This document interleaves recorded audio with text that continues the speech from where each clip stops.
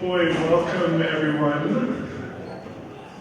It's such a pleasure and honor to be the first voice up on the stage here to welcome you to the 2023 Yampa Basin Rendezvous. It's wonderful to have you here. A round of applause. We have a remarkable schedule today and tomorrow ahead of us. It involves morning panels, afternoon field excursions, a keynote right here in this auditorium tonight. We'll shift into stadium seating mode.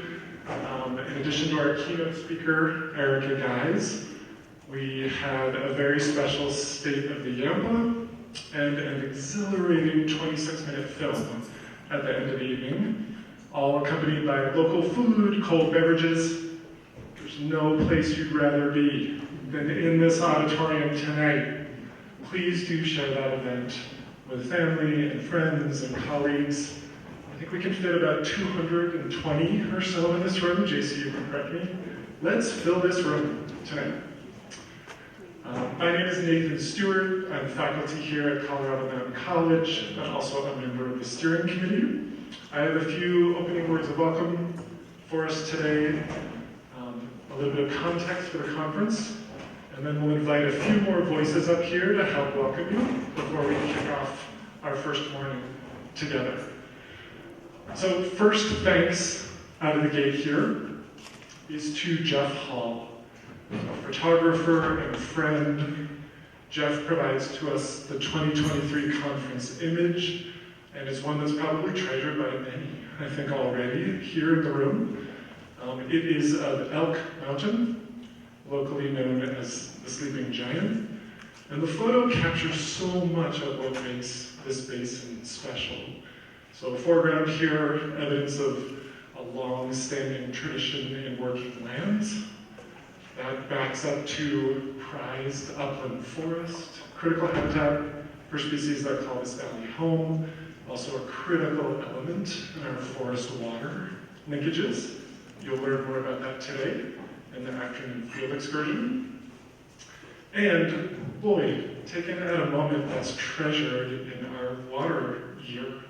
And it's not unlike what is happening outside our window right now, right? Leaf out, green out, spring moisture.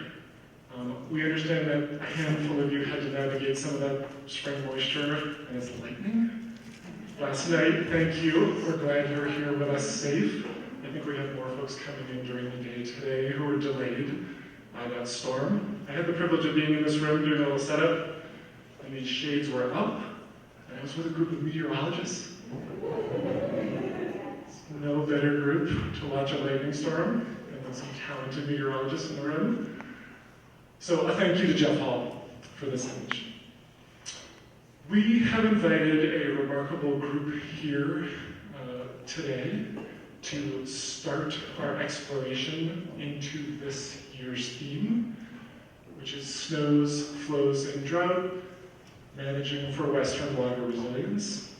And so I want to save that theme for panel 1 through 4 here. But what I would like to talk about for just a moment, for context, for your sense of place here at YBR, is that upper left piece, that concept of the conference as dialogue.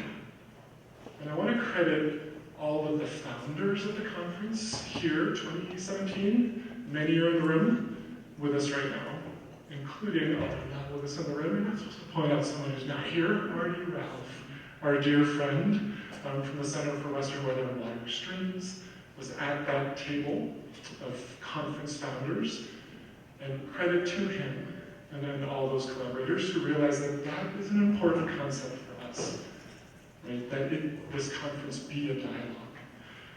So YBR firmly believes that to remain effective and relevant, conferences in our field can no longer afford to be exclusive.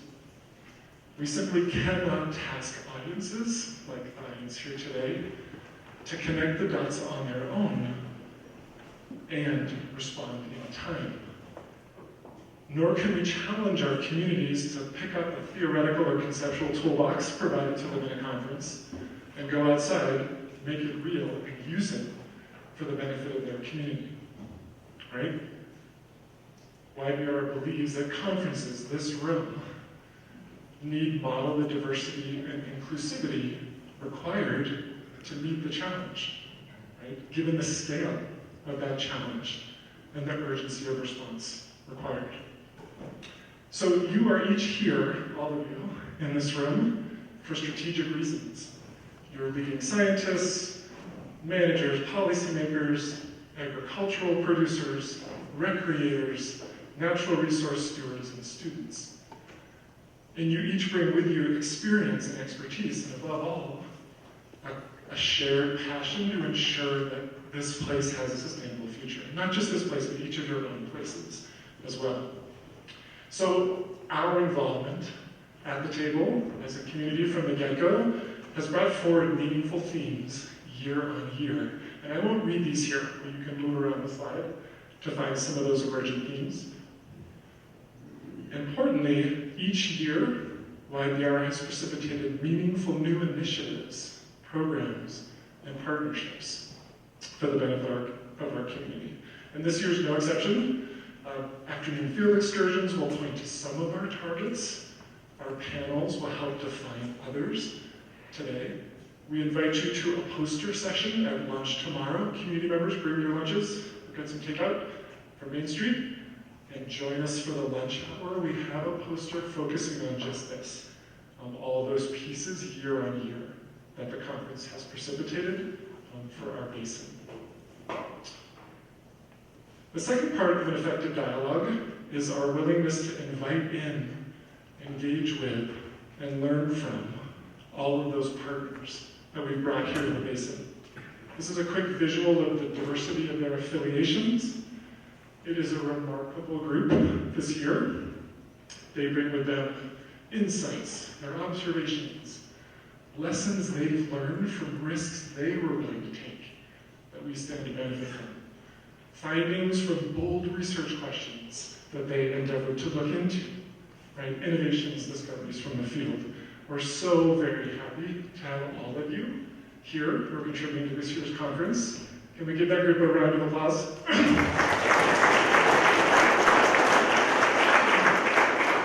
Excellent, welcome.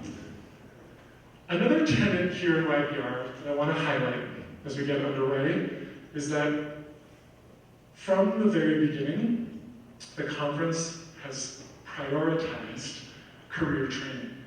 So each year, the conference has offered a conjoined course for credit to ensure that students also have a seat at the table, and not just a seat at the table, or a more traditional role, as students can in conferences in our field, right? The sharing of first research undertaken, right? The goal here is to go beyond that in student involvement. And so if I could for a moment have all students from Colorado Mountain College that are enrolled in our conjoined course stand and remain standing.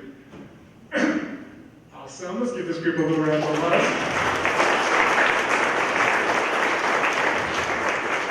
And just to highlight the role of career training at the conference, could I ask for a moment that our master's, PhD, and postdoc students join them in standing, if we have any in the room?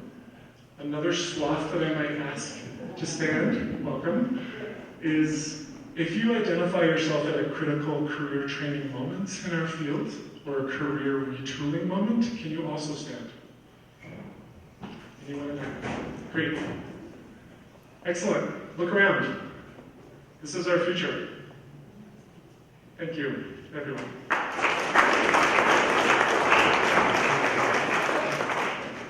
So you don't get to put on one of these without a team. We'd like to thank our sponsors for their support, lodging provided, refreshments. Please help yourself to refreshments out in the morning. Make yourself at home here. You also don't do one of these without bold leadership. And so I'd like to take a moment to recognize a remarkable steering committee. If I could have steering committee members also stand and remain standing. So these are their affiliations, and here's who you're looking at in large part. Please do take a moment to visit with a steering committee member throughout the day today. We encourage you to network with them. They will be networking with you. Let's give this group a round of applause.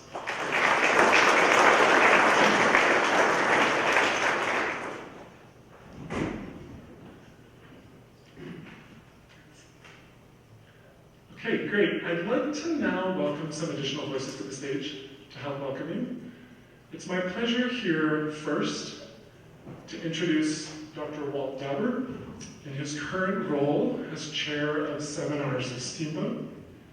In addition to his current role, Walt is a renowned and influential meteorologist and atmospheric scientist. Many of you know his name in the room, and you need not have formal introduction.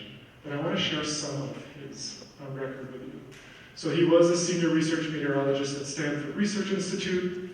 He's a former scientist and associate director at NCAR, where many of us know his work. And he's also been a chief science officer at the LaSalle Group. Among his many national and international appointments and honors, Walt is a fellow and past president of the American Meteorological Society and fellow of the Royal Meteorological Society. Walt, it's a pleasure to have you here.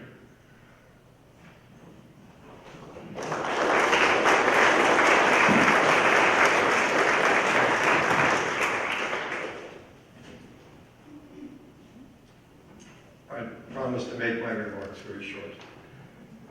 It's a great pleasure to be here, and for several reasons. One, I am a concerned resident of the Yampa Basin. I am an interested research meteorologist who has an interest in all things weather and climate.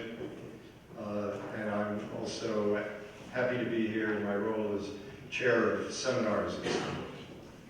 For those of you who may not know much about seminars at Steamboat, we are a nonprofit public policy organization.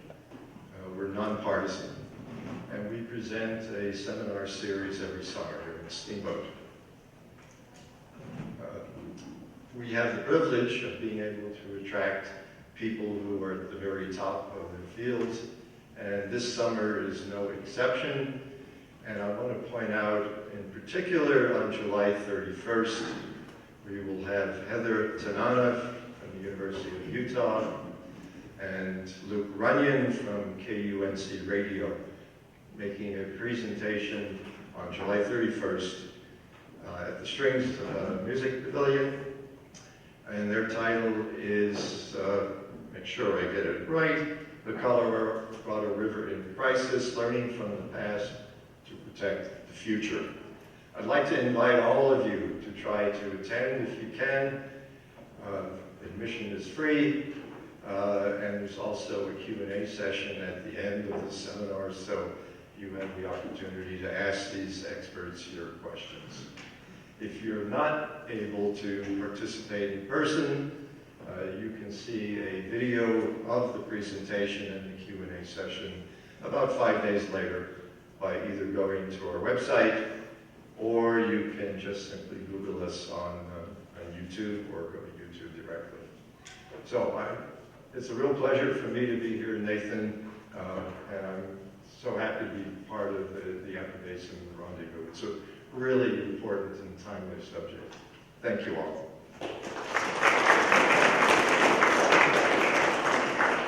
Great. It's my pleasure to now welcome Dr. J.C. Norling to the stage, our campus dean and vice president, to welcome you to college and campus. If this place hasn't already set its hooks in you, enroll in one of J.C.'s winter avalanche science classes and join him in our backyard. J.C., it's good to have you. Thanks, Nathan. So I'm J.C. Norling, and I serve as the Vice President and Campus Dean here. And I wanted to welcome you to the 6th year of the YBR conference. And I'm going to start with a little story. Yep, sure. That's the only picture of me with a tie. So it was a Friday afternoon, around 5 p.m. I was hanging out in my office, and all of a sudden someone walked up into the admin wing. This is in 2017. She said, "Hi, I'm Anna Wilson. I'm a doctoral student at UC San Diego Scripps, and there's this thing called CW3E." And I was like, "What is CW3E?" And the moral of the story is that whoever you are, wherever you are, listen first, keep an open mind, and you never know what's going to happen. I think the beauty of Steamboat and CMC and all our partners is that it's so relational. And really, this conference started with that simple conversation. The next step was to get a few folks together. So I got onto the phone, started texting. I texted Nathan, Stuart, Matt Jost, one of our assistant deans of instruction, and Ken Bertries, and we all descended at that point to the former Irish pub that was on Lincoln Street, and now it's moved. That's really where this started, so it was really, really cool to be part of that. Now I know what CW3 stands for. We also got to meet Dr. Marty Ralph, and he's now a colleague and a friend. Been able to get to know him really well, and his two sons when they visited as well. So this relational piece is really important. I just want to make also a couple notes. This year's conjoined courses that Nathan talked about, they feature students enrolled in our new BS in Ecosystem Science and Stewardship and our longstanding BA in Sustainability Studies. And two of our graduates from those programs are now full-time employees of the Aspen Global Change Institute and Yampa Valley Sustainability Council. So I'm going to ask Asa Dahan and Madison Muxworthy to stand and be recognized.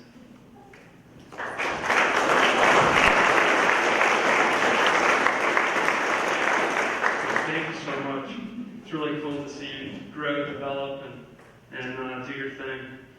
So the YBR partnership is staged to add 8 more stations to a new soil moisture monitoring network that we have in place. And I think the last time I introduced this at a conference, I said $680 million, but I think it's $680,000. So we're looking at moving that network to data sharing and how to engage students into that process, which is really exciting for us. Okay, so without further ado, I'd like to welcome you to the Yampa Basin Partnership and focusing on snows, flows, and drought. And as you know, the water's high and everything is lush and green. But I will just say, as a mountain biker, I've been waiting for Hollison Trails to open up. So I was up there on the weekend thinking there was going to be all puddles and damp and wet. And there was a couple of puddles, but my bike, it's just like dust. I mean, it's already dry, so don't think that we've escaped this drought. Okay, Nathan, back to you.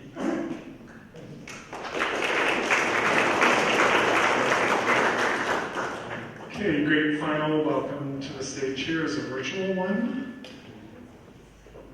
It's my pleasure to now introduce words of welcome from Congressman Joe Neguse. Representative Neguse had hoped to be here with us today, but is unable due to an understandable workload out east.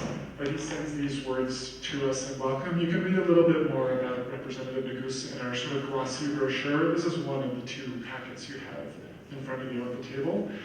Just for a little bit of context before we bring Representative Neguse to the room here virtually with us, among his many accomplishments, Representative Neguse is the first Coloradoan to serve in senior House leadership in 85 years. During his 3 terms in the House, the Congressman has earned national praise for his ability to craft and enact legislation. And as a former chairman of the Public Lands Subcommittee, has been identified as one of the most effective legislators in Congress. So we are grateful to have his words of welcome here today, and we'll transition to his video now.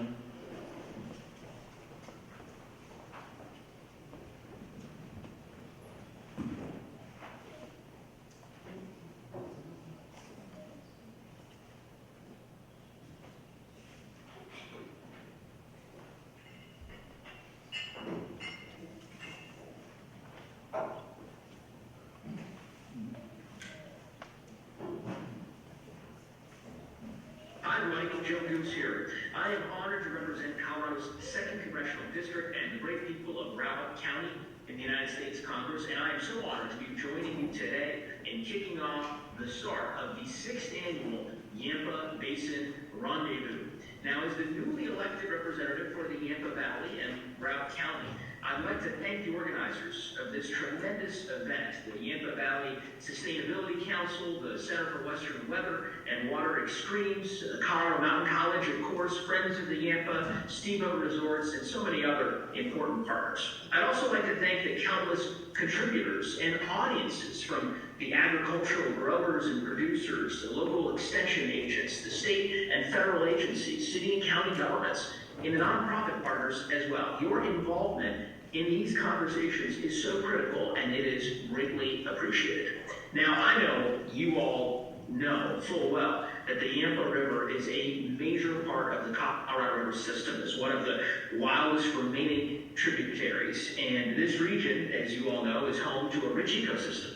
The Yampa River plays a key role in our local economy, supporting local agriculture, ranching, a robust outdoor recreation industry, and, as I'm sure I don't have to tell all of you, the Yampa River is also a crucial water supply. The Yampa Basin Rendezvous is a time for our community to come together to help inform management decisions and build collaboration. And this year's theme, snow, flows, and drought, managing for Western water resilience, could not be more timely or relevant. As the representative of the headwaters of the Colorado River, I have a keen interest, as you can imagine, in fostering the well-being of the Colorado River system, not just for our communities and our state, but for the well-being of the West.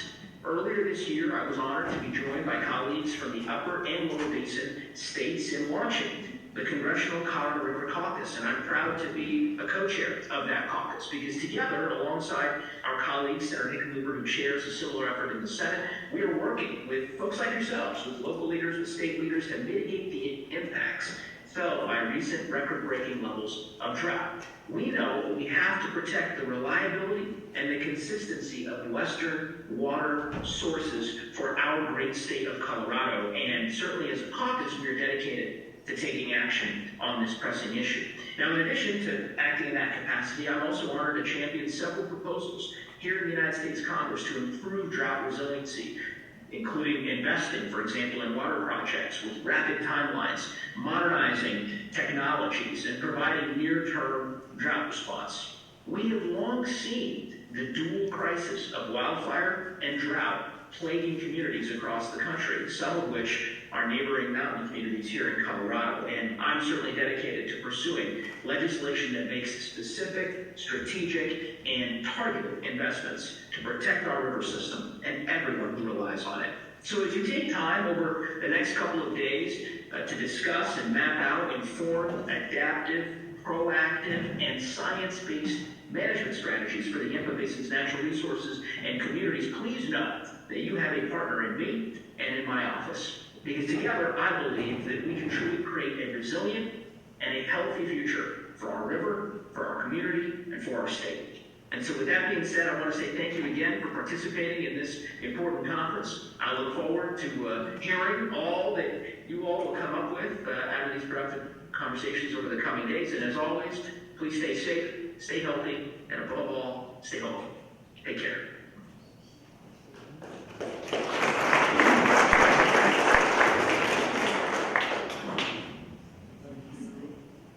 Thank you, Congressman Nagoose. Walt, Deborah, thank you for your words of welcome. JC Norling, thank you. We're ready to begin. So without further ado, I'd like to welcome up my colleague and fellow steering committee member, Garrett McGurk, who will help stage the kickoff of our first panel. Garrett. Thanks, Nathan.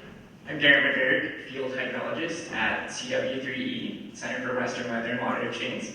And I'm really excited to lead off our conference today or introduce this first panel, which is titled Low to No Snow Future. So along with Madison Mugsworthy and Tristan Paulson here, we put together a really diverse panel of speakers that I think is going to be really exciting to kick off this panel today. So without spoiling all these talks here, I'll introduce our moderator, Kara Kiske, who is an operations scientist with Airborne Snow Observatories. So she works on processing data for airborne snow observations that helps us understand our water resources in the West. She moved back to the Yampa Valley in 2022 after completing her master's degree at the University of Nevada, Reno, and we're excited to have her moderating this panel today. So without further ado, I'll bring her up, and she can introduce our first panelist.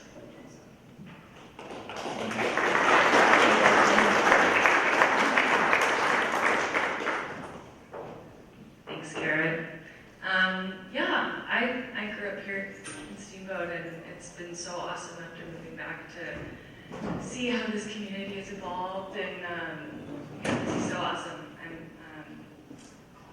wish something like this had existed while I was growing up, and so great to see the community connecting scientists and the non-science community, and all gathering around this resource that we love so much. So I'm going to be introducing each speaker right before they come up.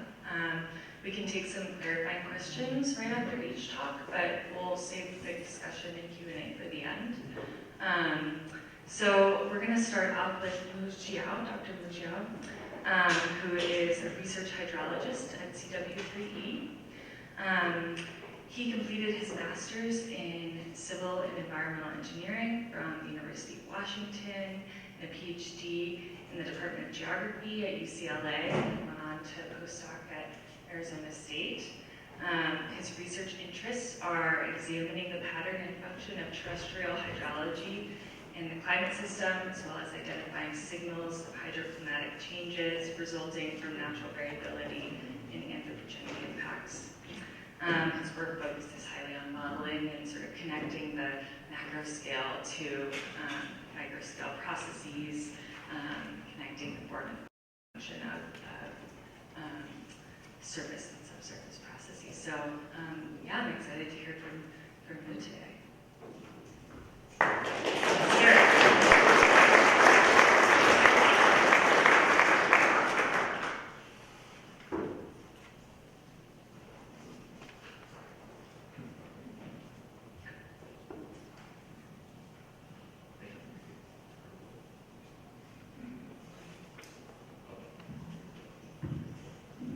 Hi, good morning, everyone. I'm really glad to have this opportunity to be here and to share my research report with you guys a little bit today.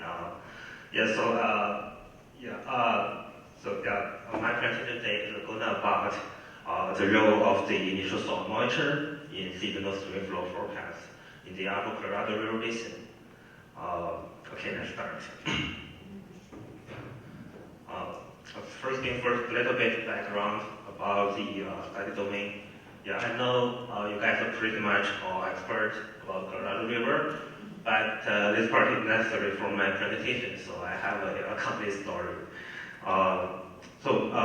Typically the upper basin part, as shown in the map on the right side, in the blue region, that's pretty much the most important for the stream flow in the Colorado River. And it generates like more than 90% of the natural flow, and it's pretty much dominated by snow. A lot of the flow in the river actually from the liquid water melt from the snowpacks in the spring and summer season. And so what we are interested in this study here is as the temperature is getting warmer, the snowpack is reducing. We are wondering if the soil moisture for the initial hydraulic condition can become a more important factor there. So we did a little bit exploration, some analysis to check this question. Next. So what we did is we first used the physical-based hydraulic model, the BAKE model, to establish a baseline simulation to represent the hydraulic condition for the Upper Colorado River Basin. We run the model at a finer resolution at 116 degree and start from 1950. And we use the first few decades we use at SNEOP, so we have a pretty much good record for about 70 years long. And that it's pretty long, so we can track some useful information there. After the model is simulated, here are some verification results. So in the figure, the red line is showing the naturalized flow provided by YBR, and the blue line is the simulated result from the BAKE model. The top one is the annual spring flow for the entire upper basin, basically the spring flow at the least vary. And the bottom one is the multi-year long-term seasonal cycle, the monthly average. And you can see from the comparison, the model are showing really good agreement with the natural flow. So we feel pretty much comfortable using this approach and to do further analysis to explore the role of the soil moisture. Okay, next. Yeah, then we came to the main part of our question. We would like to evaluate how the soil moisture and how that can affect the seasonal spring flow prediction, specifically for April through July spring flow in the Upper Colorado River Basin. So what we did, first we did a modeling approach. We first calculate the long-term average of the soil moisture on April the 1st of each individual year. And secondly, we redo the model simulation. We keep everything the same as the baseline simulation, but the initial soil moisture of every April the 1st was manually modified. We changed that to the long-term climatology. So in that case, the simulation, the model do not know a good guess of the initial soil moisture. We do not have a really good presentation for that information. And we get this new model result, we compare that with the baseline. And from the difference, we can see how much the soil moisture on April the 1st will affect the runoff for the April through July season. So next is some results here. The top panel is showing the comparison between the model and the observations, and that result is extracted from the baseline simulation. And this is for April through July period. And the bottom one was the new simulation, which we labeled it as the adjusted soil moisture simulation. And you can see in the original baseline results, the weak model is still showing good behavior. The model performance for spring flow is decent. But when the spring flow, when the soil moisture on April the 1st is no longer given to the model, the behavior of the spring flow will degrade as shown in the bottom panel. The Nash-Shatcliffe efficiency score will go lower. Okay. And if we move to the first 2 months for the forecast season, in April and May only, the effect from soil moisture will be greater. You can see in the baseline result, the weak model is still doing some, it providing some information there. The score is still positive. It's not very high, it's only 0.5.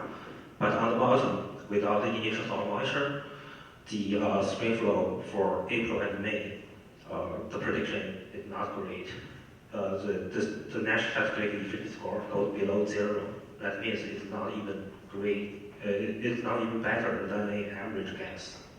Okay, so from the traditional modeling approach, when you do the seasonal forecast, when you do the ESP, the initial and early condition, it's super important. But previously, we mainly think the snowpack is the main contributor there. But the soil moisture condition also have a greater impact than we originally expected. Okay. So the next part, we, other than this model approach, we also did some statistical analysis to take a look at this question. We use this machine learning based the random forest test, which can be simply recognized as a regression method. What we do is we are trying to predict the April through July runoff with 4 variables. We select the snow water equivalent on March the 28th, which is pretty much the peak snow value in the region for each year. And we have the April through July precipitation, and we use the April 1st soil moisture and we also use the air temperature during the forecast season. And we use these 4 variables and to run the random forest algorithm to predict the flow over April through July. And we repeat the algorithm for 400 times because that method is a little bit random. We want to include enough samples so the results will not be centered on some outliers. And further, we divide the upper basin into the high runoff parts and the low runoff parts. This is based on the climatology for a model, and you can see which pretty much what we expected. The most important, the highly productive part for the runoff is pretty much along the mountains across the boundary of the Colorado River Basin. And a lot of the part of the inner, the runoff contribution is not much. The contribution, the percentage is about 20 to 80%. 80 is from the high part and 20 from the low part. And then we do the random forest test separately on the high flow region and the low flow region to check the signal here. Okay, here are some results. This figure needs some explanation. So this is the results for the high flow region, and we have 4 different subplots. Each one will for the different forecast period from April, and second one is April through May, April through June, the last one is April through July. Okay, and inside each of the subplots, you can see 5 boxes labeled in different colors, and each box is errors, represent the errors from the prediction. Each box is composed from the 400 sample tests we did with method. So the lower the error is, the better the prediction is. Okay, and for the first one, the pink one, that is a baseline simulation, which means we have all the 4 variables applied in that prediction. And the second one, the blue one, I have later. Yeah. The second one, the blue one, that means the snow water equivalent, the SWE one, snow water equivalent is removed from the simulation. And the green one, the precipitation is not included in the regression algorithm. And the last one, the green one, the soil moisture is not included. And finally, the orange is temperature is not included. So by comparing the errors from different prediction, you can see without each variable how the errors in the prediction change. And you can see we can get information like how much that variable can contribute to prediction in the stream forecast. Basically, the figure is showing for April, for the first 2 months, for April and May, the initial soil moisture is really important. Without that information to the algorithm, the errors, both the MAE on the left-hand side and the root mean square error on the right-hand side is higher. The error is even larger than the condition without the snow. Okay, the snow becomes more important when it goes to long period until June and July. Okay, but soil moisture is still very important. Until June, it's the second most important factor there. And if we take a look at the low flow region, other than the snow water equivalent, the other 3 variables are pretty much similar, with the precipitation showing a little bit linear. Okay, so if we sum up the numbers of the entire high flow region over the first 3 months, we can have about like 61% of the total flow during April through July in the high flow region, and that part is more dependent on the soil moisture compared to precipitation, and that is some signal we had not realized before. Okay, finally, a little bit quick update about recent work on this. We are considering using future scenarios to see how this relationship from soil moisture can change in a warming climate. Because the local 2 products are recently released, we are trying to use this downscale climate project to run the model again in the future. And currently we only got 3 selected climate model done, but we will like to include more, ideally around 8 or 6. And we repeat the rainforest algorithm to see how that behavior change in the future. So the quick thing here is in the high flow region in the future, the snow water equivalent is still pretty much very important. Without SWE, the error in the prediction will be super high. But for the low flow region, the initial soil moisture become more important. In the future, all of the 3 models we have there, if we do not provide the initial soil moisture to the prediction method, the error will be the largest. Okay, much larger compared to the snow and precipitation and the temperature. Yeah, I guess that's pretty much what I have for this presentation. And yeah, thank you.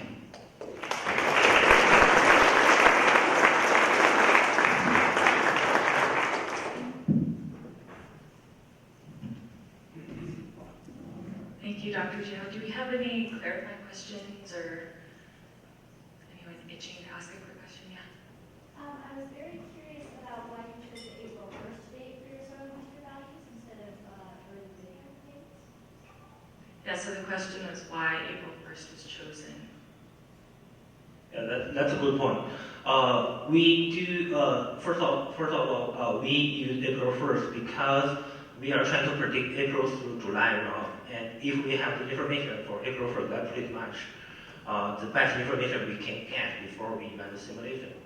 And also, that's pretty much a common used initial hydrologic condition. When you do the ensemble stream flow prediction, you are using different historical traces, and you're running the hydrologic model to do an ensemble forecast for the stream flow of this year. The initial condition is usually provided to the model of that year, and that is basically composed with the snow water equivalent of that year and the soil moisture of that year. Both are typically April 1st. And yeah, the good point, we also check an earlier period. Okay, other than this April 1st soil moisture one, we actually also checked if we switch the soil moisture on April 1st to the soil moisture on November 1st of last year, how that would behave. And in the historical period, we got really good signal. The November 1st soil moisture can basically pretty much provide similar results using the soil moisture on April 1st. But in the future, that signal, it disappears. I am still looking at and I'm still trying to explain what's happening there. We do consider using some like earlier period and see if we can get an earlier signal. Yeah.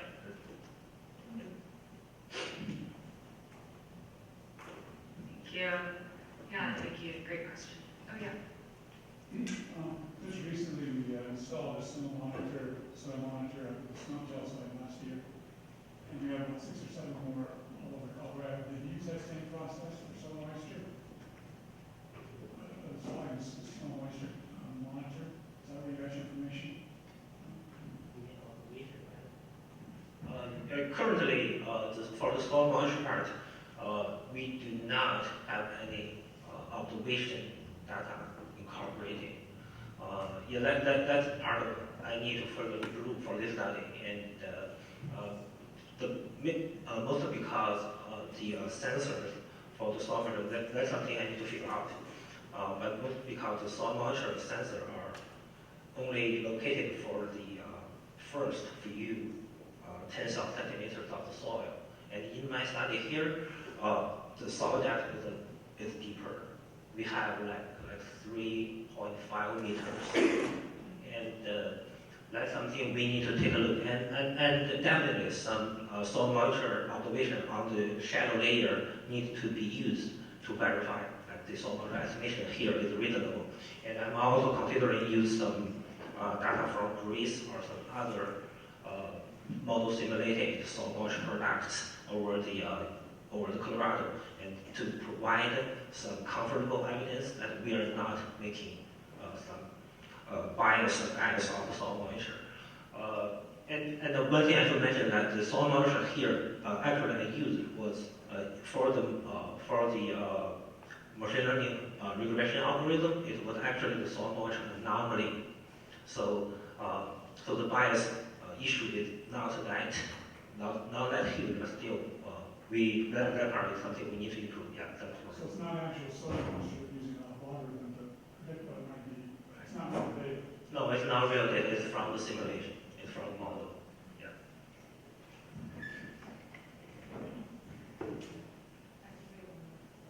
Yeah, hi. This is really interesting. So to make it more accurate, how many soil moisture sensors do you need in every region or in every watershed to do the best job possible for the trees runoff? For how many? Like, do you need one every so many miles or just the headwaters, low elevation, high elevation? What is that? Ultimately, in a perfect world, what does that look like? Well,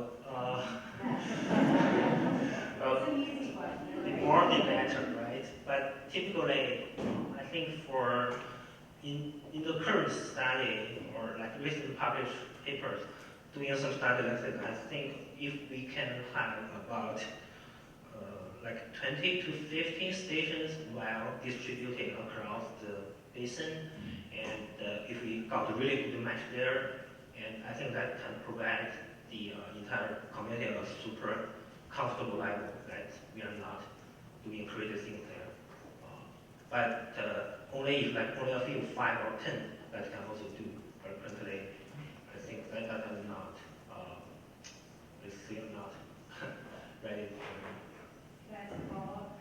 So would you put those mostly in the higher elevations, or would you make sure that you're hitting the lower elevations as well, that they be evenly distributed?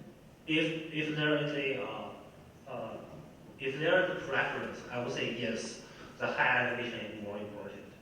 A, because that produces more water, and B, it has more snow, and so the soil moisture condition can change, can change more like more.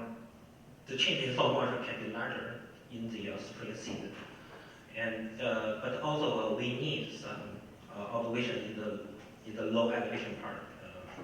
That cannot be missing. It's also important. Yeah. But if there is a preference, the high elevation part would be more interesting. Thank you.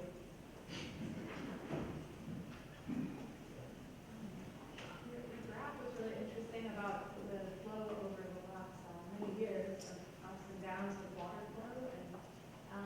But I was just thinking about 2 summers ago we had fires that were very close to Steamboat, and I hadn't seen that in the 20 years I've been in and out of Steamboat.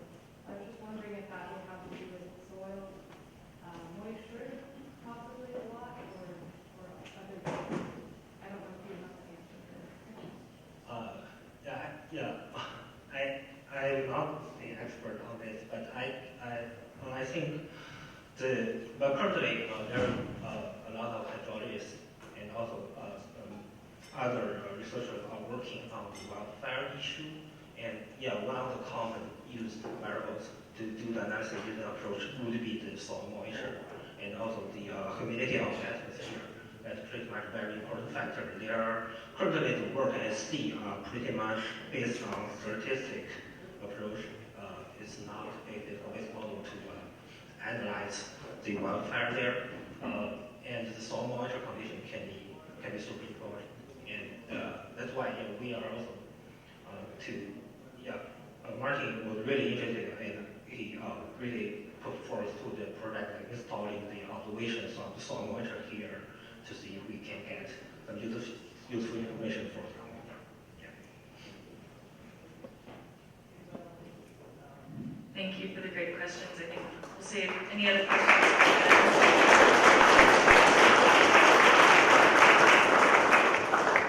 Thank you, Dr. Zhao. And yeah, we'll have lots more time for Q&A at the end during our dialogue. So I'm going to introduce our next speaker now, Joel Atwood, who comes to us from the NRCS Snow Survey at the Colorado Data Collection Office. Joel has a BA in Education from Eastern Washington University and a BS in Geology from the University of Washington. So an awesome background to come to us here today. He has a master's in hydrology from the University of Arizona, so hitting up the same states as you did during his educational journey. Joel has 6 years with the Snow Survey. He's worked to modernize the Snowtown network with the Colorado Data Collection Office with advances in programming, telemetry, sensors, and data dissemination practices. So zooming in a little bit, looking at ground measurements. So awesome perspective. Yeah.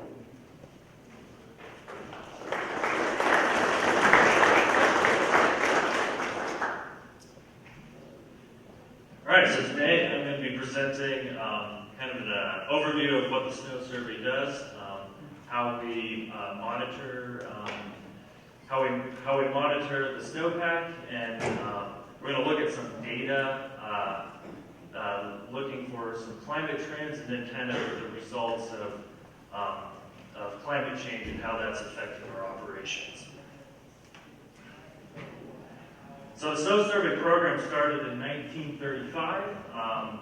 We collect manual measured snow course data, so we manually measure snow data, and there's several people here that help us do that.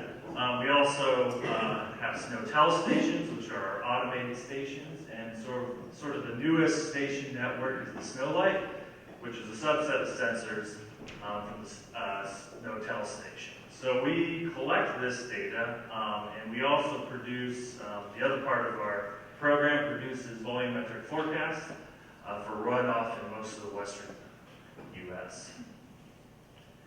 So I work for the Colorado Data Collection Office, and we maintain and improve 189 snow tell stations across 4 states, Colorado, Arizona, New Mexico, and southern Wyoming. We also have installed 4 newer snow lights, and we coordinate the measurement of 118 snow courses throughout the winter.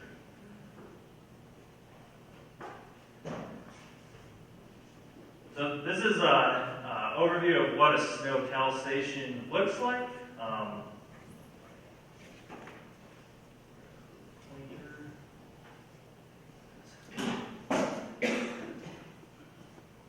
So on your right here, that's we call it a rocket gauge. It's a cumulative precipitation gauge. That's at all of our snow sites. This on the ground is our snow pillow. That's how we measure the mass of the snow. We have this little device up here. It's a depth sensor, so we measure how deep the snowpack is. And then we have this temperature sensor, so we collect temperature data at all our snow tell sites. Some stations will have what we call extended sensors, which are extra sensors that are not at all snow tell stations, but some examples are anemometers or wind sensors and solar radiation. In our data collection office, all of our stations are powered by solar panels, except for one station, Glen Cove, is actually on the grid, and we telemeter our data near real time using the satellite GOES telemetry system and cell modems. So this is an example of a product that we produce. This is a statewide. I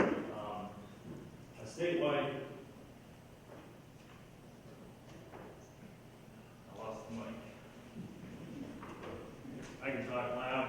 So this is a statewide graph for summer graph. We call it the current sweet conditions, snowwater equivalent conditions in Colorado. As you can see, we have a statistical shading, so that's from the period of record of all the stations in Colorado. This current This black line is the current trend of currently measured for this water year, the SWE measurements from our snow-tell stations. And then we have this green line, which is the index for the state. So I'll explain more about that in a little bit.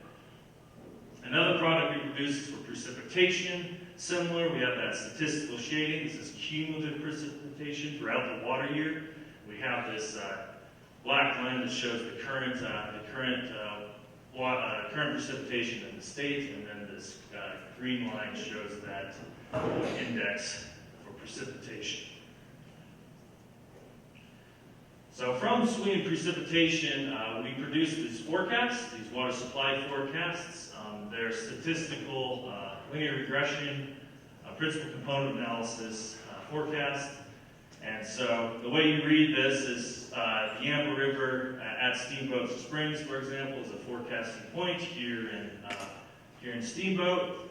And you would say, oh, the 50% exceedance, meaning there's a 50% chance or that this number, this value will be exceeded, is to the right of this median line. That means there's a greater than 50% chance that we're going to get above median flows for this year. This forecast was, this was a January 1st forecast. So let's move back to this index. So the way we produce these forecasts is we take the last 30 years of data from our station. So we're looking at 3 decades of data, and then we regress that data against observed naturalized stream flows to produce these forecasts. The reason we don't use the full period of record is because there are changes that happened climatically over that time. So we use the last 3 decades to produce these forecasts. And that's what these indexes are. These indexes are statistical median of that last 30 or the last 3 decades of data from those stations. So this gives us a unique opportunity. We have these snapshots in time, these 30-year snapshots that we recalculate every decade.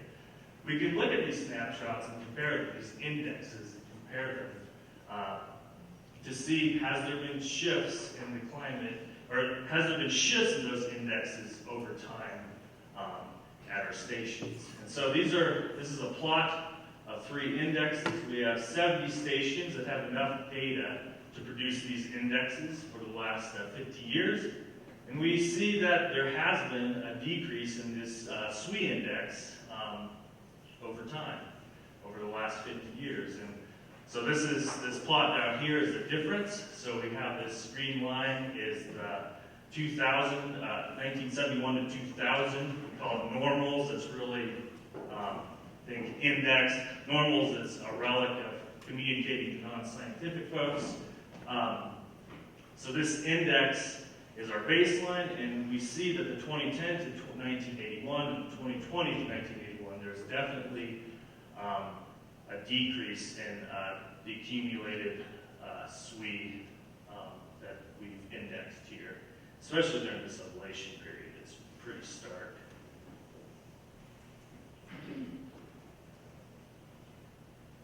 So we can also look at the peak SWE timing in these indexes, and we do notice a change.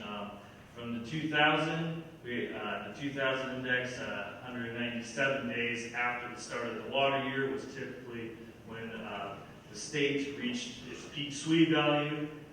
Compared to the last index calculated 1991 to 2020, we have 192 days since the beginning of the water year that we reached peak SWE. So there is a change there. We also are seeing a slight change in the magnitude. The 2000 index, we have 18.35 inches of SWE to 17.3 to our current index that we use.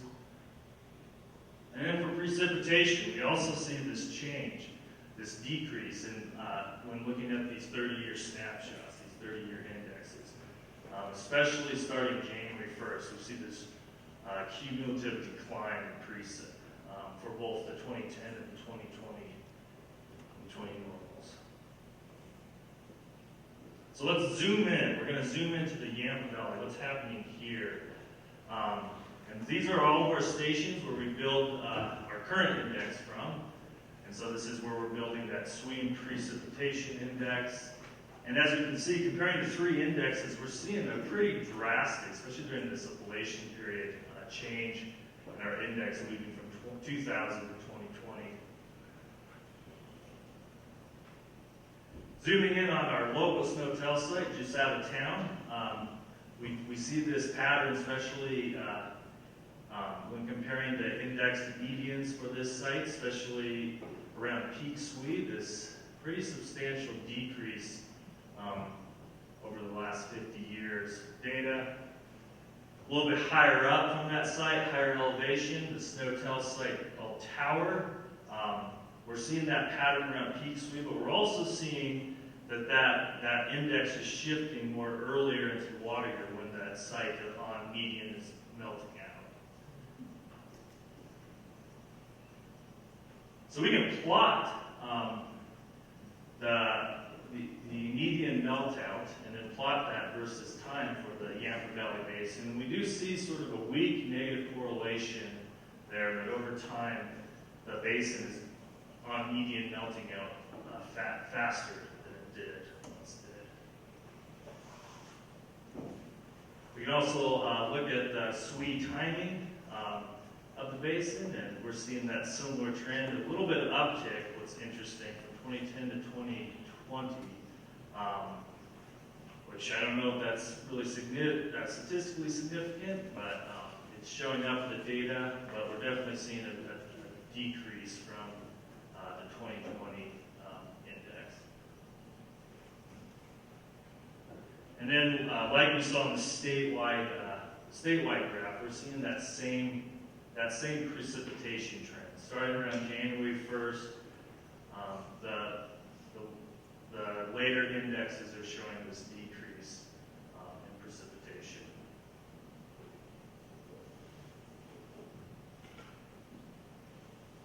So our models rely on this idea of stationarity. This means that the statistical processes that produce the measurements that we observe do not change over time. And so that index snapshot that I'm talking about is a way to try to eliminate the climate signal that would cause non-stationarity. The problem is, many of you know, climate change is actually accelerating. So we're seeing more non-stationarity in the data, and that's difficult to deal with when you're using a statistical model. So this is a really obvious example of a non-stationarity event.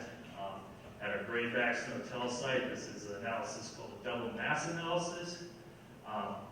It's pretty useful for sudden changes, for detecting sudden changes. Essentially you're comparing one snow-tell site to the surrounding snow-tell sites to see if there's a change in the relationship between those stations. And we see this sharp change in slope here. And this was actually a clear cut. The Forest Service clear cut completely around the snow-tell site, which changed the way snowpack laid on the pillow. And we can really see that signal prominent in this double mass analysis. So what are other things that can cause these non-stationarity events? We have forest fire. So this is an example. This is a forest fire that burned in New Mexico last year. Very anomalous. It was burning in March, I believe. So super early for having. And this was, I think, the largest forest fire in the state history, burning in March, which is unprecedented. This is a more local example. This is a Trapper Lake Snow-Tell. It not only had a giant fire that burned this entire basin, but then it had a blowdown event, so all the dead standing trees got knocked over. And this site has a lot of trouble holding any sort of snowpack on the pillow. Another issue is beetle kill. So this is up at Slungolian Pass, where 100% mortality of the old growth trees. This one is not as sudden, so it's harder to detect. detecting the data because it's a more gradual process. And that's still an open question, is how do we detect non-stationarity that's longer than just this, a month or two period.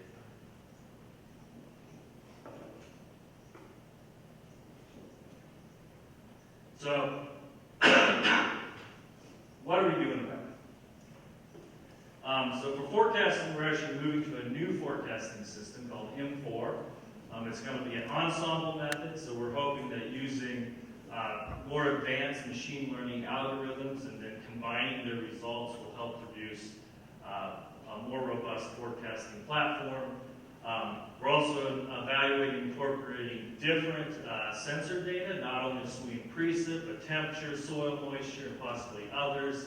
We're also evaluating incorporating distributed products, whether that's satellite data, ASO data, into this new modeling system. On the monitoring side, we're really taking a deep dive into our network design, meaning where we place new stations. This new snowlight, our new snowlight stations, we're looking at how can we augment our existing snowtells by using by applying snowlights at different elevation bands, having soil sensors from those snowlights. Speaking of soils, we're expanding our soil moisture sensors. It's a big project actually this summer to install soil moistures at most of our snowtell stations within the Yampa. And we have the Super Site initiative, which is these new stations that will have an extended array of sensors that we will quality control that will be hopefully helpful for the scientific community. So in summary, Snow Survey maintains a network of stations. Over the last 50 years, the index suggests that SWE is decreasing over time. Same with precip. The last 50-year index, we've seen a decline in that, change in that index towards less precipitation. And the Snow Survey continues to increase monitoring with new stations and additional sensors. And lastly, that we're investing in a more robust forecasting tools. Any questions?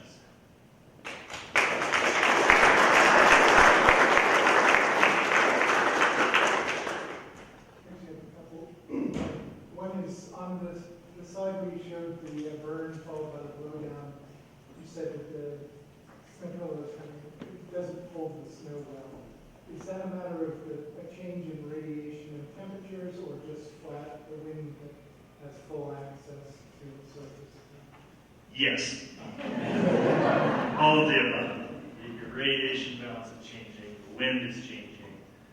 Your wind adds heat into the snowpack when it's redistributed. So there's when you remove the canopy around the snowtell site, you're definitely introducing changes to that environment. And then, I'm sorry, as I said, on the slide where you were talking about snowlight and super stations and that sort of thing, what was the photo there? What were we looking at there? What kind of setup? So this right here, Yeah. this is a snow light. So this is a snow light. Yeah.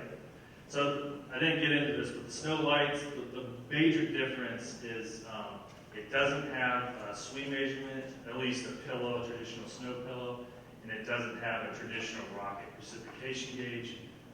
The advantage of not including those two sensors is it's less maintenance. So we're a pretty small staff, so we can get more data but have to do less maintenance on it. It really helps us out.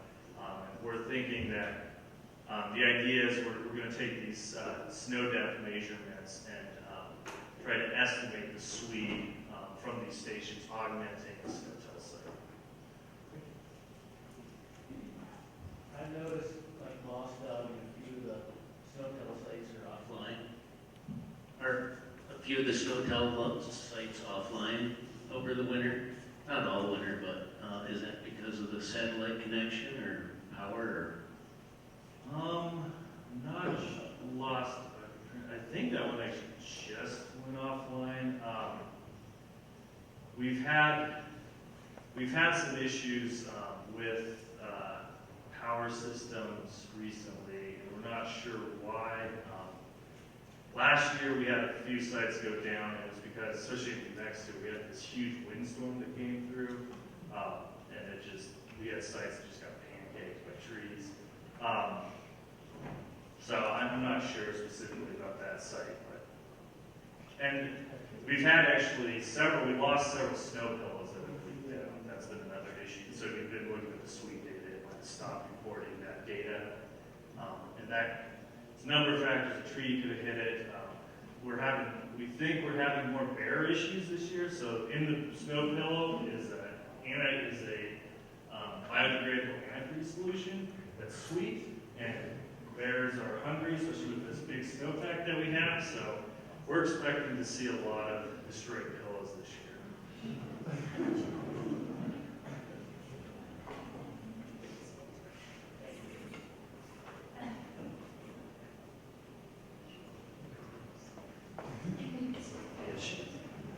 That was great. Do you guys get requests for augmenting? I mean, this is an enormous amount of infrastructure that the government is spending in terms of adding other instruments to these towers from, say USGS or universities. Eddy covariance particularly, do you have enough power there to do that kind of stuff, or are they sort of really bare bones in terms of being able to support other instruments? Not at eddy covariance. Right. We do have partnerships, like actually we're in a partnership with MC3, I think, and they're helping us install soil moistures at all of our snowtail stations in this basin. Right. We have another partnership in the frying pan where we're doing the same thing with soil moistures. We have one-offs from research groups that want us to slap up a radiometer, which we'll do. So yes, we work with folks. I mean, power though is a huge concern. If it's sort of the bigger power consumers, we don't want to lose a station midwinter due to a power failure. Just a sidebar. Do you get wet deposition? Do you measure the chemistry at all? Do you have the opportunity to do that, or if samples conserved, can you? Like the chemistry, like the snowpack? Yeah. We don't. Okay. Yeah, thanks.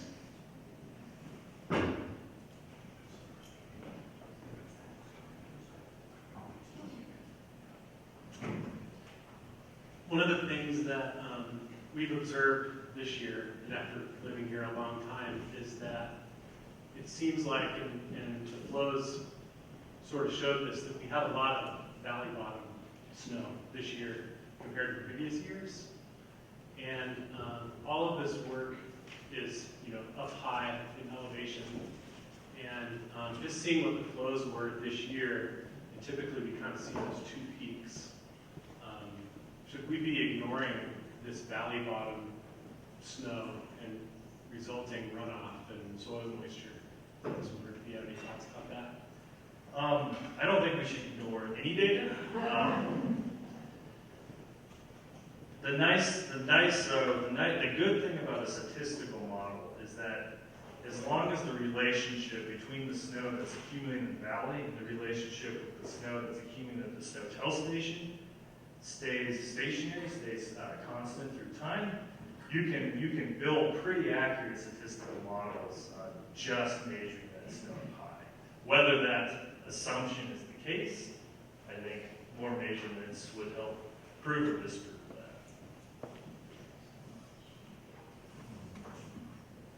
that. Just a quick question is, from the models that what are the kind of predictions for 50 years from now in terms of where we stand in the 50 years from now? Yeah. Have you done that? We have not. No, we forecast for the coming season. We don't do climatology forecasts. Okay, just okay. Thanks. But it is an interesting question for sure.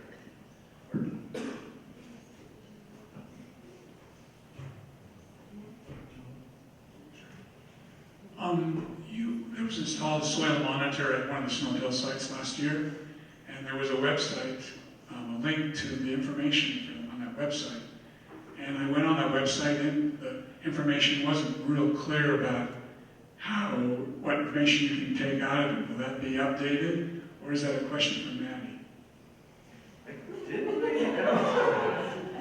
I don't know if we actually installed sensors at the Snowtail site last year. I think that's yours guys' station. Yeah. Yes, we can talk later about it. Okay. But our snow data, or our soil moisture data is available from our website through an application called Report. Just type Google NRCS Report Generator. And that's for all your Snowtail sites? That's all of our Snowtail sites, yep. Okay. You can access our information there.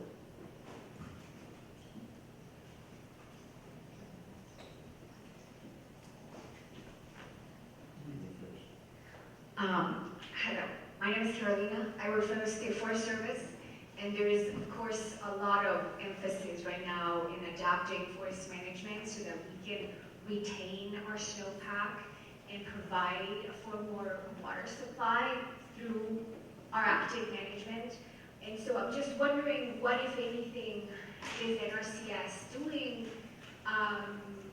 with the U.S. Forest Service, since most of these sites are on national forests, about that. Like, you showed one site that had been logged and one site that obviously had been affected by beetle, which is most of our national forests. And so how are we using some of the data and some of the wind-driven effects and some of the patterns that you're seeing to inform potential management strategies that could show us increase and not decrease in that snowpack? Yeah, so we don't really, we don't really provide guidance on management practices. Our goal is more to provide the data and then let the experts in the management look at that data and make conclusions from it. We do work, like you said, with the Forest Service a lot to install these stations.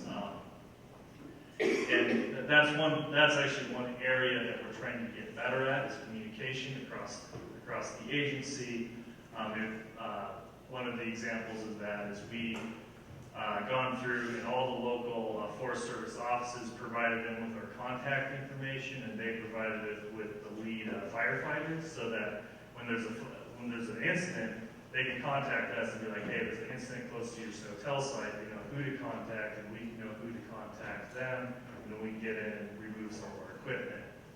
They can help protect our stations that are out in the forest when there's fires.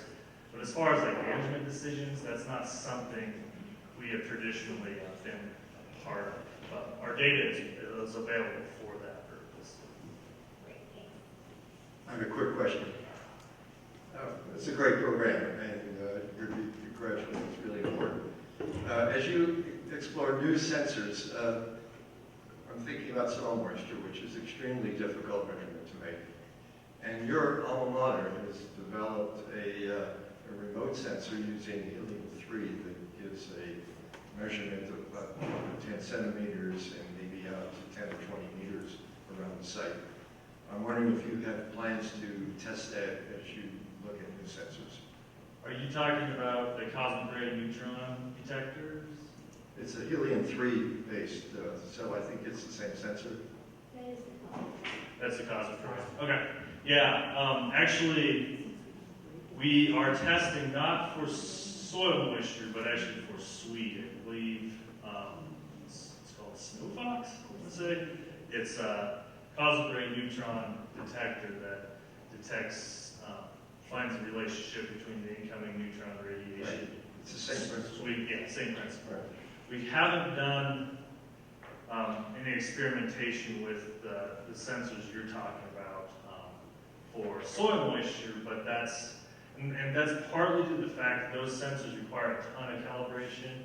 Like, you have to calibrate for all the, like, cosmic ray neutrons are moderated by any sort of hydrogen in the environment. So whether that's precipitation, so our potentially a precipitation gauge would, because it stores water, would affect that sensor. So there's a lot of variables to think about with that sort of sensor. We're really interested in that sensor for sweep measurements because like, that sensor would be great for like snow white, low maintenance, low power. But yeah, it would be something for us to definitely explore. We try to keep on top of these sensors, but we're a pretty small staff. So. One quick question, how's your budget? What's the forecast?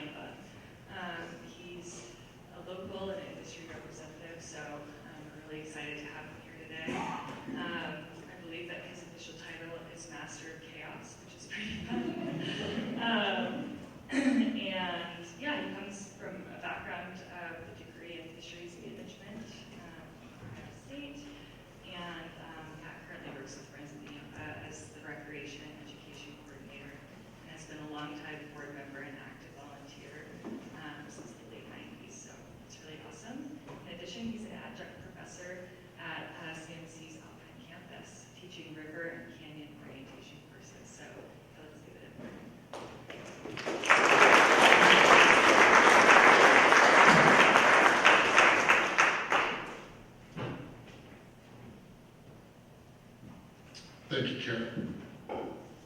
And thank you, Joel, for doing what you do.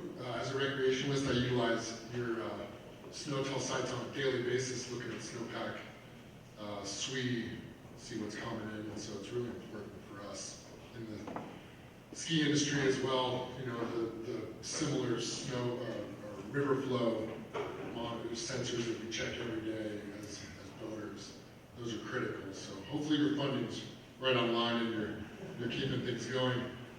So appreciate being here. I've titled this talk "The Joys of Being a Snow Farmer." It's a good fun play on the recreational industry that I've poured my heart and soul into here over the past 3 decades in the Yampa Basin. Forewarn you all, I'm not a scientist, but as a longtime resident in the valley, working on aspects of snow and water, I can tell you one thing, it's obvious that things are better when it snows in the winter. I know many of you are questioning why I use the term snow farmer, especially our ranching and farmer friends out there who do good work.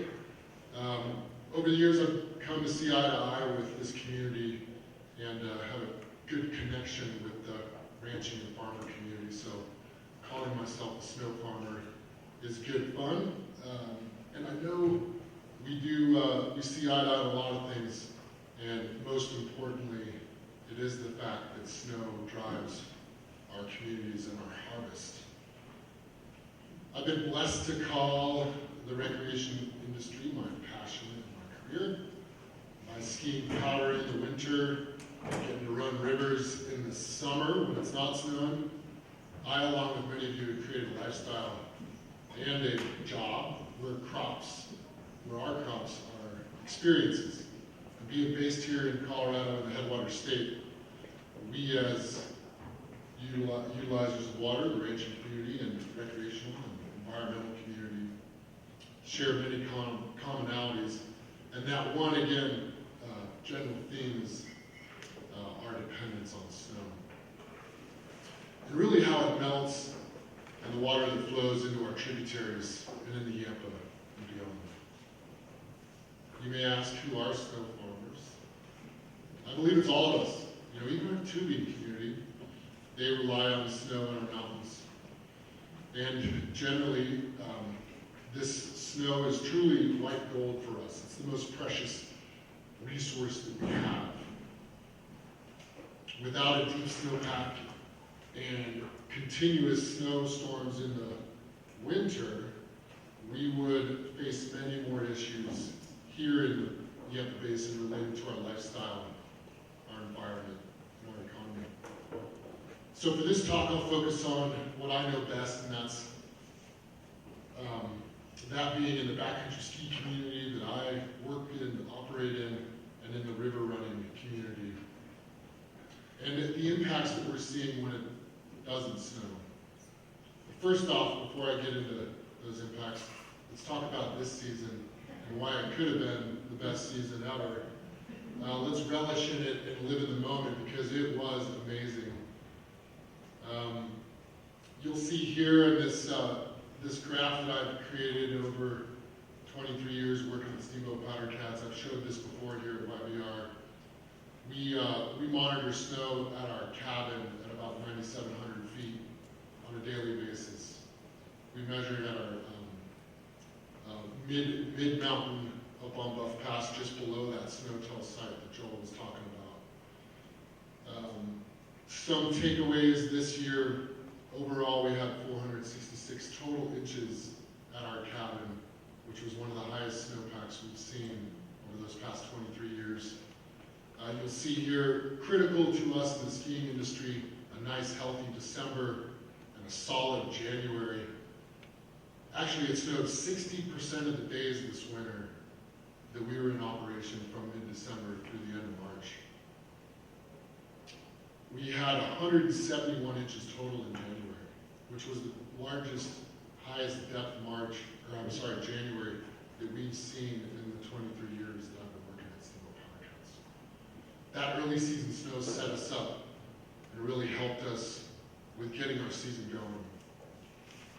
If we look at February and March, we did have a lull in February. Those first 5 days in February were actually the longest drought that we had the entire season. And then March, which is critical to us in the ski industry, especially us working in the fresh powder ski world, it was consistent and cold. This past March, we almost had 100 inches, which was a blessing for us because we didn't have to close our season early like we've been seeing over the past few years. After that, you don't see it here, but April was good for us here in the Yampa Basin. It was again cold and mild temperatures. We had some good snow up until mid-April, and then since then until now, temperatures have been mild. We haven't gotten a lot of moisture, hence why the snowpack hasn't been building and the water is coming down in our rivers now, but we also haven't had those big hot temperatures that we can get. It's kind of been that miracle May that we talked about last year. These cold Mays are really critical for us, looking at our snowpack and our river flows. As the snow melted off, we did get some peak flow, but it wasn't super impactful. Granted, the people in the neighborhoods of here downtown Steamboat, as well as some significant flooding in Hayden during a couple of days. We really haven't seen the major property damage, which can happen, or the significant nuisance to some of our ranching communities.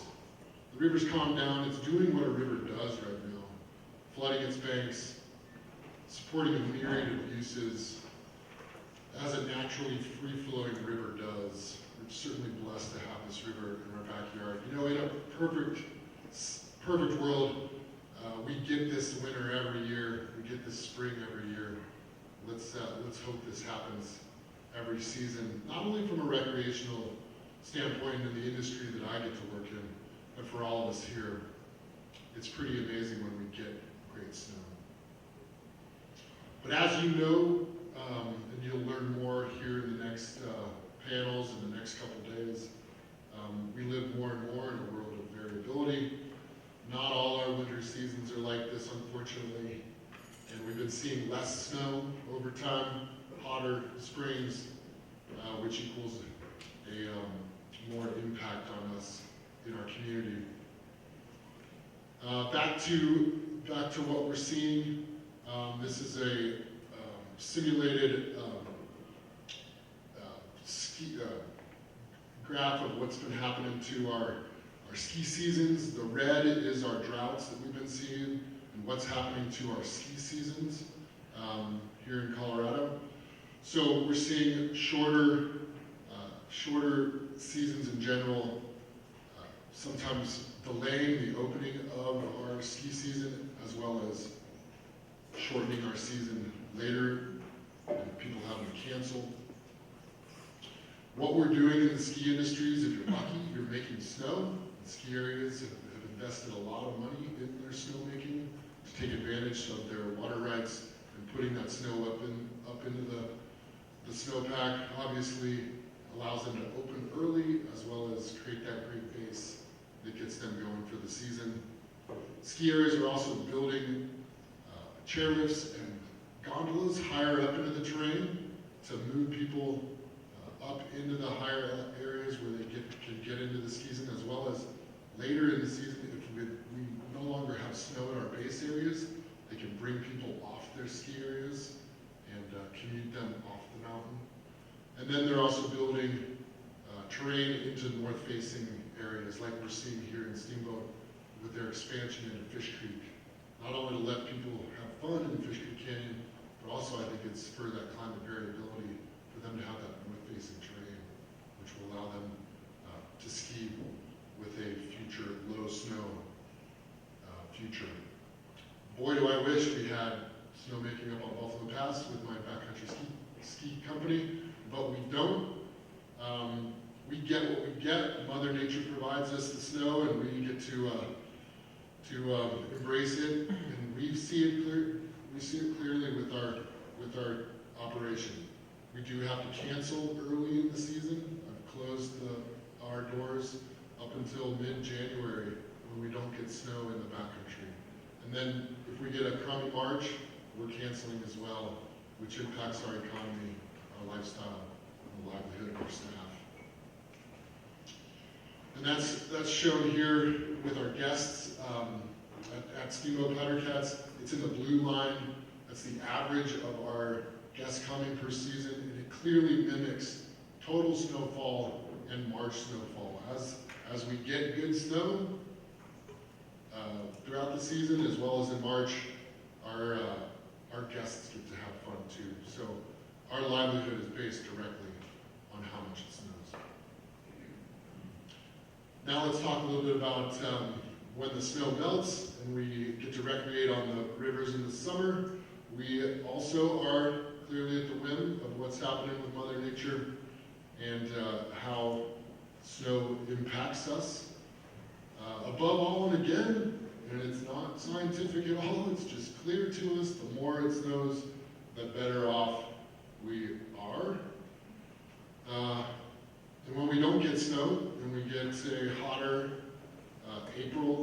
March, April, and May, our runoff diminishes and clearly impacts our economy in the river running industry. Big drought years like we saw in 2002 through 2005 really, 2012, 2019, 2021, what you see in the red there, those have impacted us in the river recreational industry. Runoff is quick, snow melts faster, peak flows are lower, the season is happening earlier, where in the past we used to have peak runoff early June, we're now seeing it on low snow years in late May.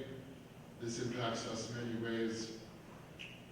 Here in our community in Steamboat, we actually close the river when the season gets low. It's great for the health of the environment, but it's tough on us as recreationists. We've embraced it. We've had to, and it's a voluntary closure. And I love in this picture, we have tubers floating down the river during a voluntary closure.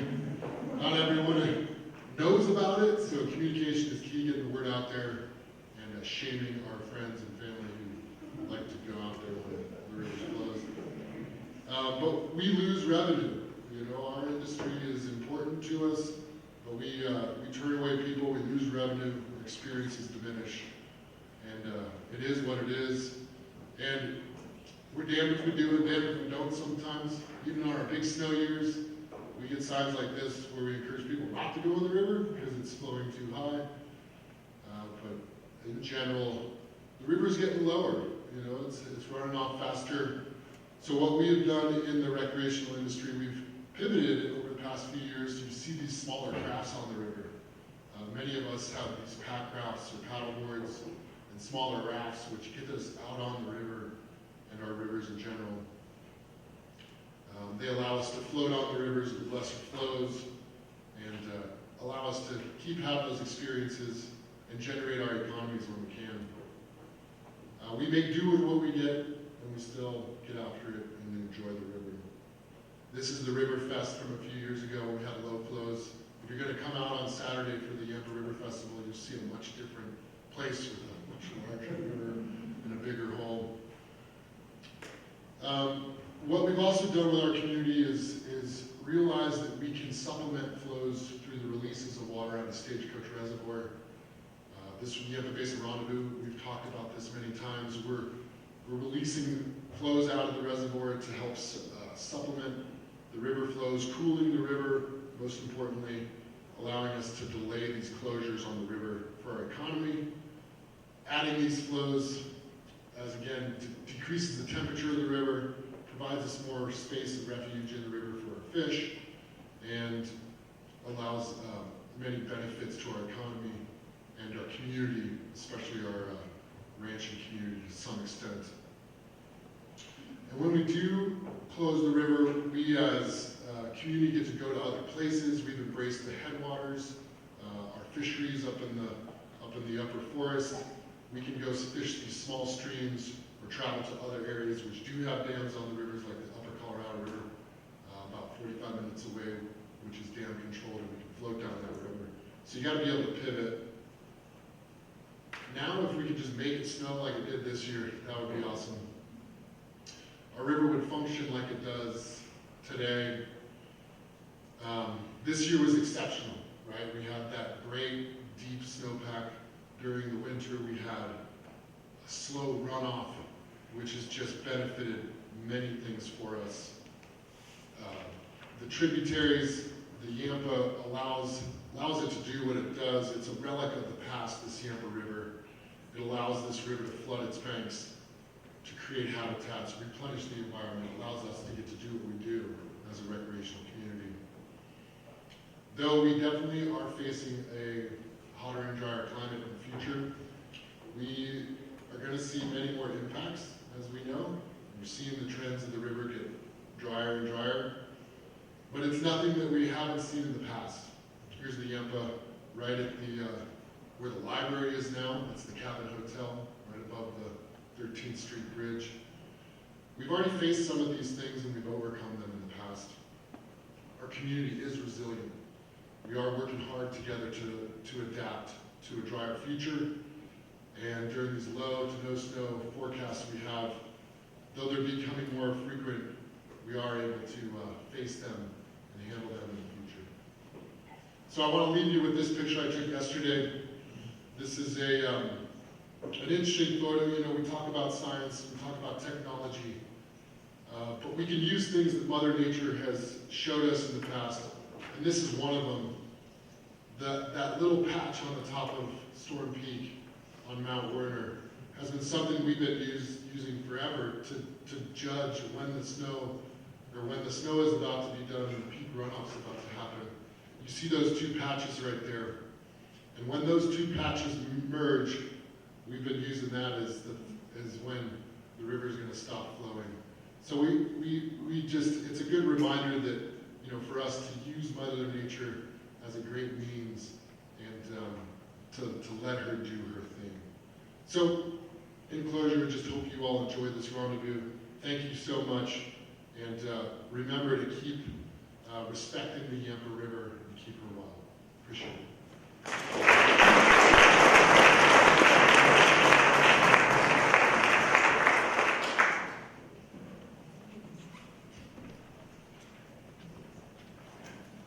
Well, if there's no question.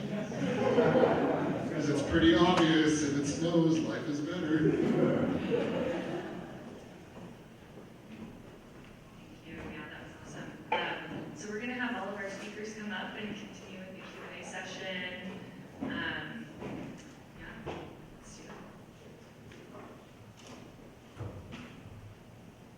I think we have someone coming around with the mic, so don't ask your question until you have mic in hand.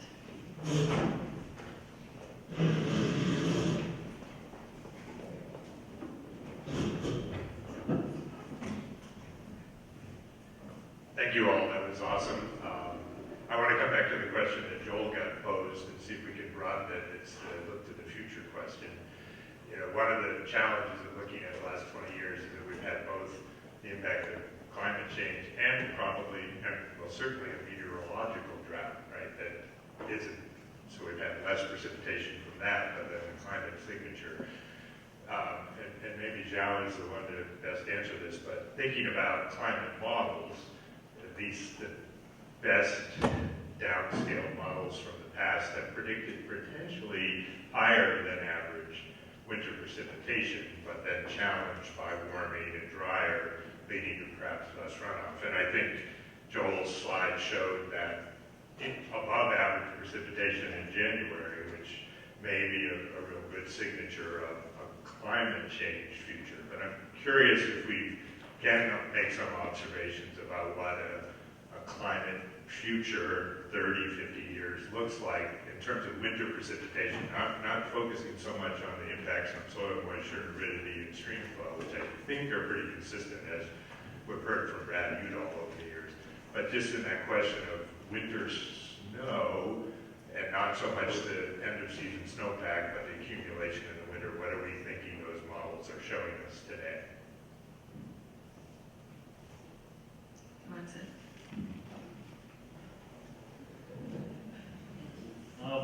Yeah, so we don't really do, in the snow survey program, do a lot of climate modeling. The models that, sort of the predictions I've seen is in general, the snowpack will decrease, but the precipitation in some areas will increase, but in other areas will decrease. And it's hard to say. There's a lot of things at play. So there's higher temperatures, there's more of a evaporative flux, so there's more of a drive to move moisture from the snowpack into the air. That could affect how that snowpack translates downstream to runoff. I think soils is also another one of those reservoirs that can pull water in. And precipitation, it kind of, I really don't. I don't have a good sense of what if there's a consensus on if we're going to get more precipitation.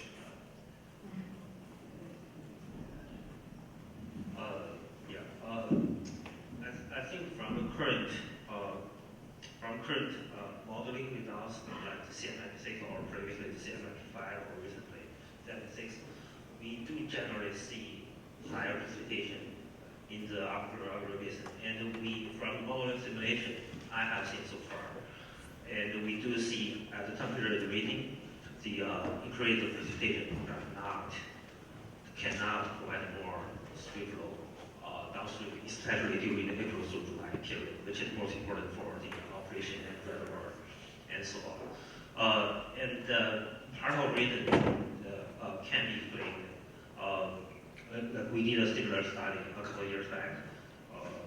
Is although the entire for the entire upper basin, the precipitation is now decreasing, but the stream flow is decreasing because those highly productive, those regions where a lot of runoff was actually generated, they are not getting enough water from the atmosphere. They are not getting enough precipitation, and some lower basin part, some low elevation part are getting more precipitation, and in that case, the mountain snowpack is not getting enough supply from the precipitation, and the stream flow in the summertime will also decrease. And so that's all from the modeling results. We can now see for sure it is definitely the accurate one, the accurate field pathways. So I think generally we are trying to get a better idea about how the future is going to be. But from my perspective, I'm pretty much use the hydrologic modeling. I can only see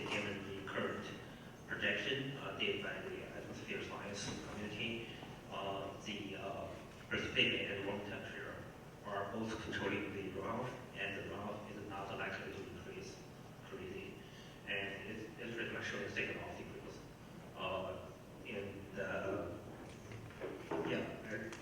The snow is definitely decreasing,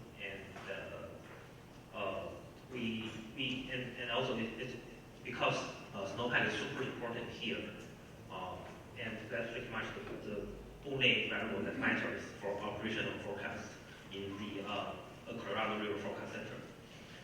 When they do in the linear regression approach, and I think it's time maybe we should look at other variables for replacement or additional information such as soil moisture or maybe some other signal that we can extract.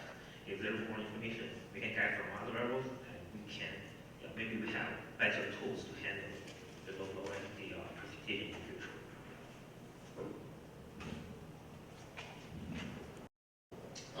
On the ground, Tim, we've been seeing the season shrink, of course, because it's just getting hotter, and we've seen bigger extreme events having critical impact to our snowpack. So these storms that are coming in, for instance, last year we had a 3-day period where we saw nearly 6 inches of water in the snowpack, which equaled to like 20% of the total snow for the whole year. So we're having these big events that, if they miss us, are critically important to our snowpack. So I've been talking to Marty Ralph at CW3E about learning how to direct the atmospheric rivers in the river basin. And hopefully you guys can figure that out for us. Okay, thanks for the excellent talks and great discussion so far. I have a question that's kind of for both Joel and Kent. So Joel, specifically when you were talking about kind of updating the modeling and forecasting you're using, I was wondering who is your main sort of user base for those forecasts and how you interact with them, and like what was the main motivator for doing that upgrade? Was it like just better feasibility of running ensembles? Was it like the degradation of the existing performance based on some of the issues you mentioned? Or like was it user feedback? And then my question for Kent is, you mentioned definitely using like on the ground SNOTEL current conditions a lot, but do you also use those like models and indices for your operations of the powder pads and other things? Thanks. Yeah, so I'm not the expert in our modeling operations, but from what I understand is the newest version of modeling was in order to incorporate more of these different parameters, these relationships, statistical relationships that are perhaps nonlinear that we can exploit with these new models. I believe in the development stage we did reach out to the scientific community for feedback. There's several published peer-reviewed papers on our new modeling platform. So yeah, there's definitely been conversations with the community. Our main user groups are going to be municipality water supply, reservoir operators, folks like that really rely on these volumetric flows. We, as I mentioned, as a skier and a river lover, boater, I use this technology every day. So in the morning with our operation at Steamboat Powder Cats, we look to see how much SWE occurred overnight, and then as well as snow depth. But SWE is a big thing, so what's that snow water equivalent? How many inches of water have fallen? We know that if it's an inch of water or above, we're going to have potentially significant avalanche issues that day and can pivot and judge what we're doing. With any avalanche science, if you take classes, number one thing, avalanches occur when it snows, and so you just kind of plan accordingly. And then in the summer, I look at the snow flows or the river gauges every day as well. Less with Joel's monitors, but more from the stream gauge monitors, as well as from a forecasting standpoint, the Colorado River Basin Forecast Hydrology Forecast Center. You can now see what their predictions are for for flows. For instance, this past week, we've been looking at the 5th Street gauge here in Steamboat to base our races we're going to have for our Yampa River raft race and all these races. So we're using this technology on a daily basis, possibly more than municipalities. Like, I want to ask Joel, you know, as recreation has increased, have you seen your web clicks and individual viewers go up as skiers look at your sites? Yes.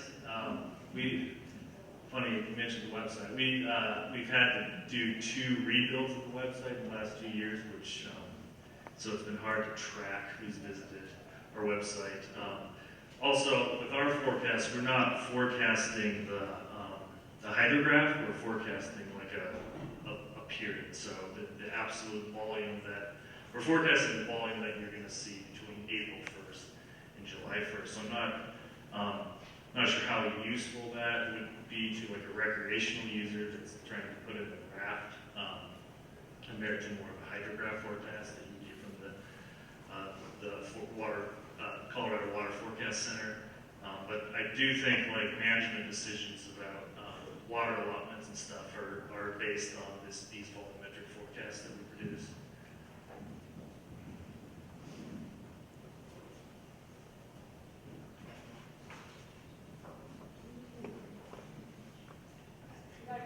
Okay, we're going to go ahead and transition to our break here, but I do encourage you to continue interacting with our panelists here.